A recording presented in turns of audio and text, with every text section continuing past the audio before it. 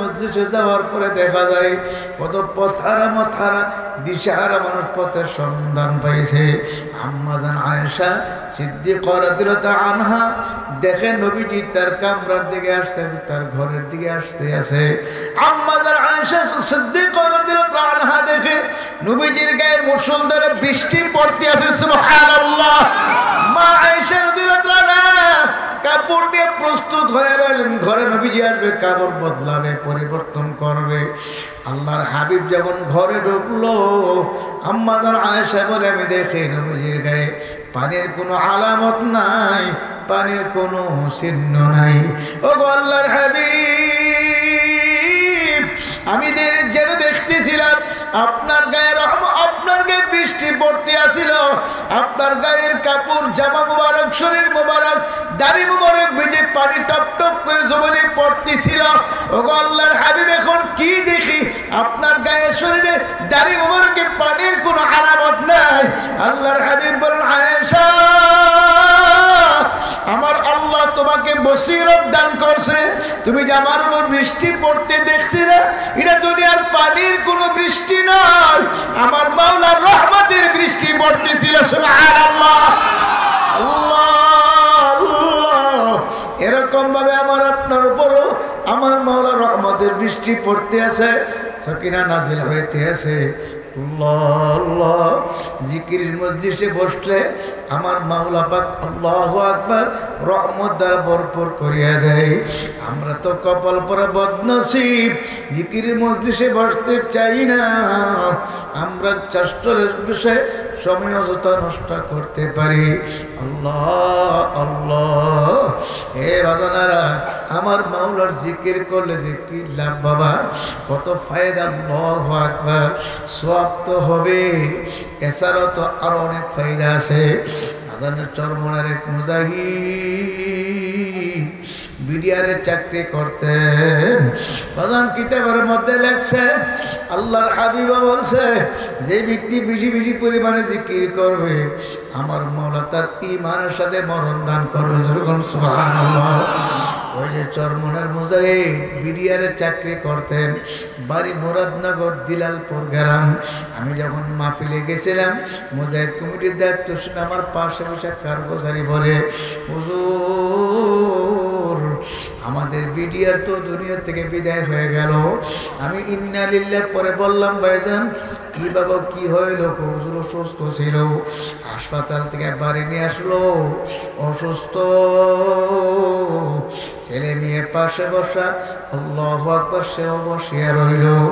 এমনি হঠাৎ সামনের দিকে দরওয়াজার দিকে তাকাইয়া আসসালামু আলাইকুম ওয়া রাহমাতুল্লাহ স্পষ্ট সালাম দিল।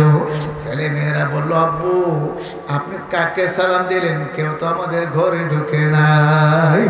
তখন বলে, তোমরা বুঝবাও না, চিনবাও না, আমি কাকে সালাম দিছি তোমরা চিনবাও না, বুঝবাও না, জিকির করো লা ইলাহা ইল্লাল্লাহ, লা ইলাহা ইল্লাল্লাহ, লা ইলাহা ইল্লাল্লাহ, লা ইলাহা ইল্লাল্লাহ, লা ইলাহা ইল্লাল্লাহ, লা ইলাহা ইল্লাল্লাহ মুহাম্মাদুর রাসূলুল্লাহ।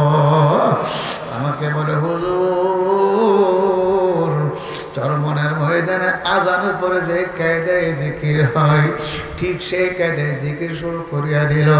ছেলে মেয়েদের বলে তোরও জিকির করো, সেও জিকির করে, ছেলে মেয়েরও জিকির করে।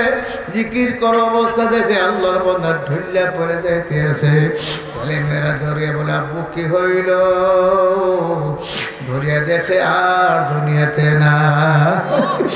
আল্লাহর হাবিব বলে, আল্লাহু আকবার, মান ক্বালা লা ইলাহা ইল্লাল্লাহ, যার জীবনের শেষ কথা হবে লা ইলাহা ইল্লাল্লাহ, সোজা বেহেশতে চলে যাইবে। সবাই বলেন সুবহানাল্লাহ। আমার এমনি তো জিকির বাইর হবে না। কুল্লু ইনাইয়াতারাশা বিমা ফিহি, এ পাত্রে যা থেকে কাজ করলে তাই পরে আমার আপনার কলবের ভিতরে যদি আমার মাওলার জিকির করতে করতে জিকির বসাইতে পারি আমার আপনার মুহূর্তের সময় জবানে জিকির বাইর হয়ে যাবে সুবহানাল্লাহ। এখন তো আফসোস আমার আপনার ভিতরে জিকির নাই, দুনিয়ার ফিকির। কেমনে বড় বিয়ে হবো, কেমনে ধনী হবো, কেমনে কারবার ঠগায় খাবো, মায়েরা খাবো, কেমনে বড় আল্লাহু আকবার বাড়ি করবো, গাড়ি করবো, এরকম অনেক ফিকির আমাদের কলবের ভিতরে আছে। আমার মাওলার জিকির নাই। আল্লাহু আল্লাহ। ওই যে কুড়িগ্রামের গুগু মুন্সির কথা প্রায় শোনেন, বিশ্বব্দ রহমাতুল্লাহ বলতেন, বর্তমান শায়েখাইন বলে আমরাও বলি, ওই গুগু মুন্সির কবর পাশে দাঁড়াইলে বলি যারা ঠান্ডা হয়ে গুগু মুন্সির পরবর্তীতে যারা মাটি দিছিল এদের মধ্যে একজন আমার গাড়ি দিয়ে ঢাকা আসছিল রংপুর থেকে, গাড়িতে বসে বসে বলে হুজুর গুগু মুন্সির পরবর্তীতে মাদ্রাসার মাঠে আমরা দাফন করছি। হুজুর দাফন করার আগে ওই নদীর ভাঙ্গনে কবর থেকে ব্যাংকে যখন লাশটা বের হয়ে গেল আমরা খবর পাই ওই লাশটাকে নিয়ে আসছি। হুজুর হাজার হাজার মানুষ তো মাদ্রাসার মাঠে জড়ো হয়ে গেল। হুজুর ওই 32 বছর আগে দাড়ির মধ্যে মেহেন্দি লাগাইছিল, সেই মেহেন্দি এখনো পরিষ্কার দেখা যায়। আল্লাহু আকবার, আল্লাহ আল্লাহ। এ বাবারা গুগু মুন্সির কথা তো প্রায় শুনেন। আল্লাহু আকবার। আমাদের পাশের গ্রাম কুড়িঘর গ্রাম নবীনগর থানা। আল্লাহু আকবার। আমি গেছিলাম মাহফিলে বয়ান করার জন্য।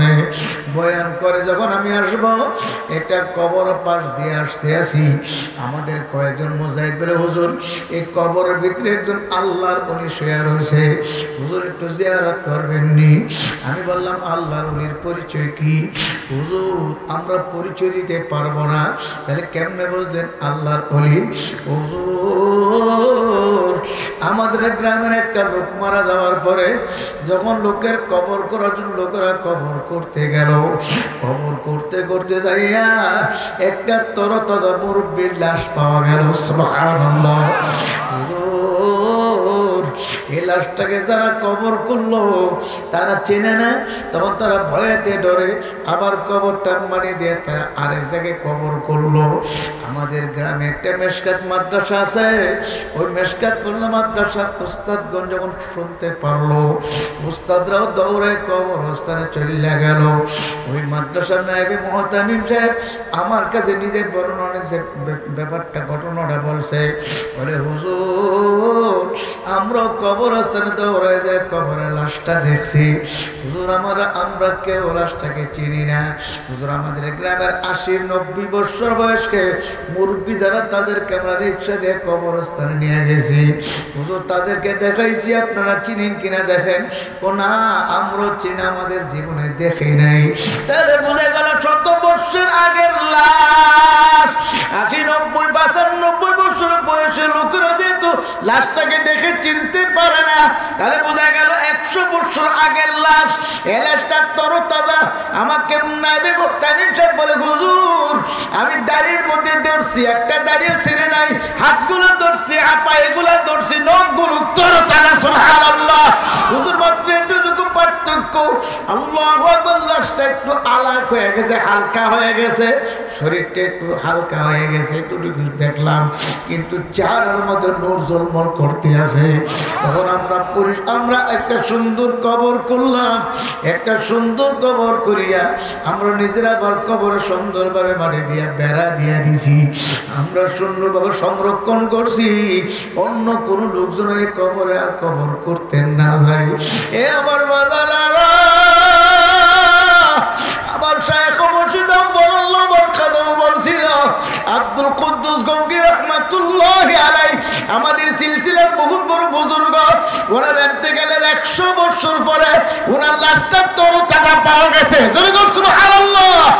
আল্লাহ এদের জীবনে তালাশ করলে দেখা যায় জাকিরিন সারা পাই না, আল্লাহ ওয়ালা সারা হয় না।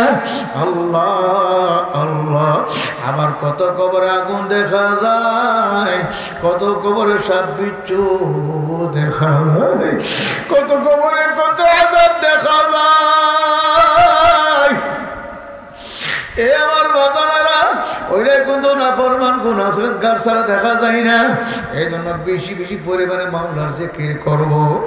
আরে হাফিজ হুজুর রহমাতুল্লাহ আলাইহির ঘটনা শুনছি, সবসময় রয় মাসের ঠোঁটের মতো ঠোঁট দুটো সবসময় লড়তে থাকতো, সবসময় জিকির করতেন, তালাওয়াত করতেন। হুজুর ইন্তেকালের পরে যে ডাক্তার মৃত্যু ঘোষণা করছিল, সে ডাক্তার বলছিল, হুজুর হাফিজ হুজুর ইন্তেকালের পরে আমি মৃত্যু ঘোষণা করছি। হুজুর মৃত্যু ঘোষণা করার পরেও আমার মন কেন যেন বারবার বলতে আছে, হুজুর তো বড় জাকির ছিল, জিকির করতো। হুজুরের সিনা তো, হুজুরের কলব তো জারি ছিল। হুজুর আমি কথা চিন্তা করিয়া হুজুরের সিনার মধ্যে স্টেথোস্কোপ লাগাই কানের মধ্যে ধরলাম, ওই স্পষ্ট শোনা যায় আল্লাহ আল্লাহ আল্লাহ। ইন্তেকালের পরও সিনার ভিতর থেকে আল্লাহ আল্লাহ শব্দ শোনা যায়। সুবহানাল্লাহ। আনাদারি পটিয়ার মুতাবিব আল্লাহ মুফতি ফয়জুল্লাহ রাহমাতুল্লাহ আলাইহি, আল্লাহ হুজুরের ইন্তেকালের আগে আগে অসুস্থ, বন্ধ, কথা বলতে পারে না। আরে ডাক্তার নিয়ে আসলো। ফয়জুল কালামের মধ্যে দুইজন ডাক্তার নাম উল্লেখ করা আছে। ডাক্তার আসে পরীক্ষা করে, স্টেথোস্কোপ যেদিকে লাগায় সেদিকে শুধু শুনতে পাই লা ইলাহা ইল্লাল্লাহ লা ইলাহা ইল্লাল্লাহ লা ইলাহা ইল্লাল্লাহ। যেদিকে লাগাই সেদিকে আমার মাওলার জিকির শুনতে পাই। আমার মাওলার জিকির করতে করতে করতে করতে অঙ্গ প্রত্যঙ্গ আমার মাওলার জিকির জারি হয়ে গেছে। সুবহানাল্লাহ। কুল্লু নিয়াতার শাবিমা ফিহি, যে পাত্রে যা থেকে কাটকুলিতে ভরে, মাদার আমার মাওলার জিকির করতে করতে করতে করতে আল্লাহ সুলতান আসকার হয়ে যায়। জিকিরের বাসা কলবের ভিতরে আল্লাহ। এজন্য বেশি বেশি জিকির করব। তবে খবরদার জিকির কিন্তু কোনো পীরের না, কোনো পীরের মুরিদের না, কোনো মুর্শিদের না, জিকির হলো মাওলার। জিকির কার? সুবহানাল্লাহ। কার নাম? সুবহানাল্লাহ। অর্থ আমার মাওলা পবিত্র, আমার আল্লাহ পবিত্র। আমি যে আমার আল্লাহকে পবিত্র বারবার বলতে আছি।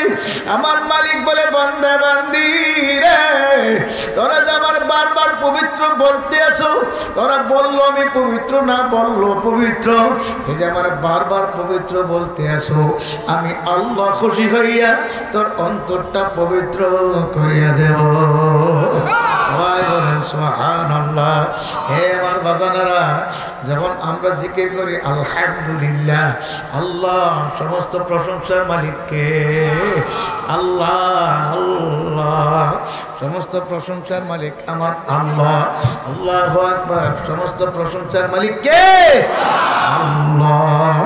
আমার মালিক ডাক দেয়া বলে, বান্দা বান্দি, তোরা আমার প্রশংসা করলো, আমি প্রশংসার যোগ্য। তোরা প্রশংসা না করলো, প্রশংসার যোগ্য। তোরা যে আমার বারবার প্রশংসা করতে আসো, আমি আল্লাহ খুশি হইয়া তোদেরকে দুনিয়ার মধ্যে প্রশংসার পাত্র বানাইয়া দেব। সবাই বলেন সুবহানাল্লাহ। আজকের চরমনের বিশ্বাস নাই, চরমনের বিশ্বাস হুজুর প্রশংসা মানুষ করে, ঠিক নেই? আজকে উজানির বিশ্বাস হুজুর নাই, উজানির বিশ্বাস হুজুর প্রশংসা মানুষ করে কি করে না। এরকম ভাবে আপনার দুনিয়াতে থাকবে না, আমিও দুনিয়াতে থাকবো না। আমার আপনার প্রশংসা মানুষ করবে যদি আমার মাওলার প্রশংসা আমরা করতে পারি, ঠিক নেই? যখন বান্দা বলে আল্লাহু আকবার, আল্লাহ সবচেয়ে বড়, আল্লাহ সবচেয়ে বড়। আমার মওলা বলে, বান্দা বান্দি, তোরা বড় বললো আমি বড়, না বললো আমি বড়। তোরা যে আমাকে বারবার বড় বলতে আসো, আমি আল্লাহ খুশি হইয়া দুনিয়ার মধ্যে তোদেরকে বড় বানায় দেব। সবাই বলেন সুবহানাল্লাহ। এই যে দেখেন না, হিসাব চরমনায় যখন কোথাও আসে, মানুষ তো মুসাফার জন্য একবার ভিড় জমায়ে দেয়, ঠিক নেই? এক নজর দেখার জন্য পাগল। এই যে আমার শাইখ ও মুর্শিদ উমরায় গেছিল, মক্কা শরীফে আল্লাহু আকবার, মদিনা শরীফ সফর করলো। আমরা দেখলাম মোবাইলের মাধ্যমে, নেটের মাধ্যমে, ইন্টারনেটের মাধ্যমে যে পীর সাহেব চরমনে যে বিল্ডিংয়ে অবস্থান করছে, হুজুরের রুমের মধ্যে একের পর এক বড় বড় নেতারা, এদেশের বড় বড় রাজনীতিবিদরা সাক্ষাতের জন্য লাইন ধরছে। কথা ঠিক না ঠিক? এত বড় কে বানাইছে বলেন? কে? আল্লাহু আকবার, আল্লাহু আকবার। সকালে 100 বার আল্লাহু আকবার, বিকালে 100 বার আল্লাহু আকবার। কেউ যদি পাঠ করতে পারে, আমার আল্লাহ 100 উট কুরবানি করার সব সকালের জন্য দিবে, আবার 100 উট কুরবানির সব বিকালের জন্য মাওলা দান করবে। সবাই বলেন সুবহানাল্লাহ। কি রাজি আছি? কারা কারা রাজি আছি? নারে তাকবীর। আল্লাহ কবুল করো। এই মাহফিলটা সবসময় হোক আমরা চাইনি। আরো জোরে কর। চাই? সবাই চাই? কারা কারা চাই? মাশাআল্লাহ। তো মাহফিলটা মুজাহিদ কমিটি করছে, আল্লাহর কুতুবের সাহেব দাদা, বর্তমান চেয়ারম্যান সাহেব হুজুর দামাত বার কত মারছেন, বয়ান করবেন, মন্ডা ভৈরা হুজুর বয়ান করবেন। তো আমরা আবার ইনশাল্লাহ আগামী বছরও এরকম এর চেয়ে বড় সড়ো করে আমরা যেন মাহফিল আবার করতে পারি, একটা উদ্যোগ, একটা সূচনা ইনশাল্লাহ আমরা করতে পারি না? ইনশাল্লাহ এবছরও মাহফিল করতে গিয়া অনেক খরচপত্র হয়েছে।